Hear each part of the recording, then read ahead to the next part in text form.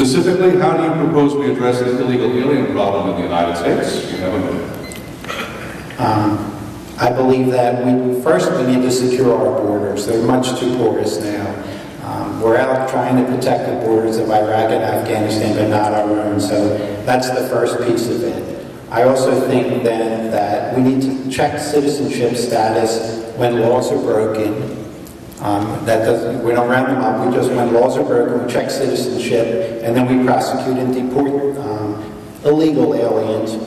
And I am for a work program, but I think we need to make sure that U.S. workers have the first, can get to the jobs first. I think that any visas should be tied to our unemployment rate, and I believe all those people need background checks before we let them into our country. Should illegal aliens have a clear path towards U.S. citizenship or no path? The ones that are already here, I don't think they should have any preferential treatment over anyone who's outside of the country. But then do they all get kicked out somehow or incarcerated, or what happens? They just stay illegal and we don't do anything to them? What are you suggesting? Well, I wouldn't follow them. Like I said, I wouldn't round them up. They would have to apply through their home countries. But no preferential path? No preferential path. All right. What is the most serious error in America's current national defense policy? I think we intervene too much in other countries, too much nation building.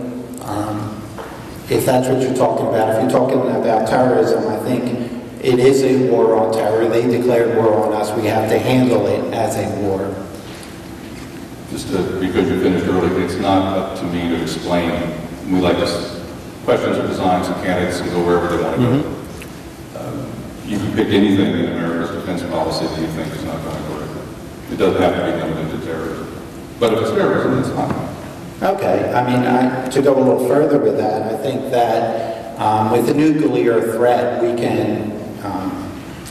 can try to use diplomacy, try to use sanctions, but I'm all for a missile defense shield. So we have to pursue all avenues to protect our country.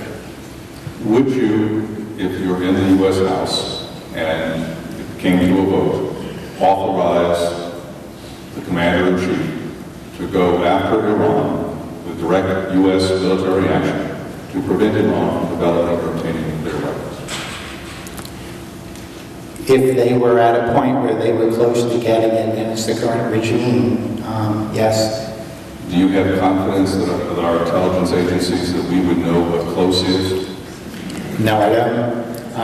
I think that's... So how do you make a decision then when you may not have the right information, or you don't know whether you have the right information? But what if they actually have it? You have to look at the information we have, information that our allies have, and you just have to make your best call. Do you think that it's improved since George Bush's decision, or do you think the president then was correct with the data that he had?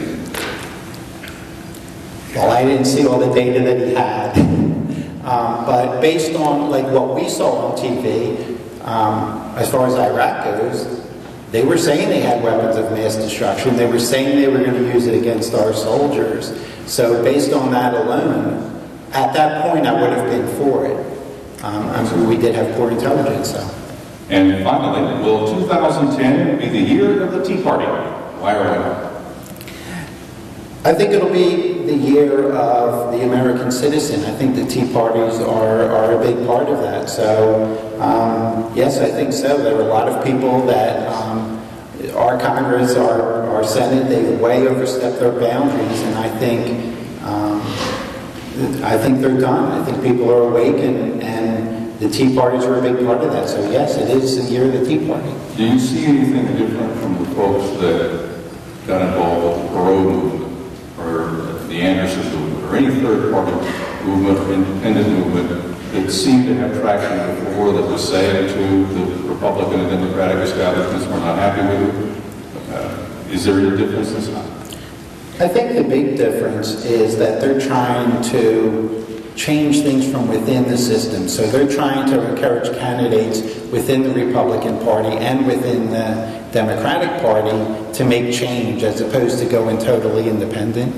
And I think that's what's different about this movement. Thank you. And that concludes. Jeffrey Schott, thank you very much, sir.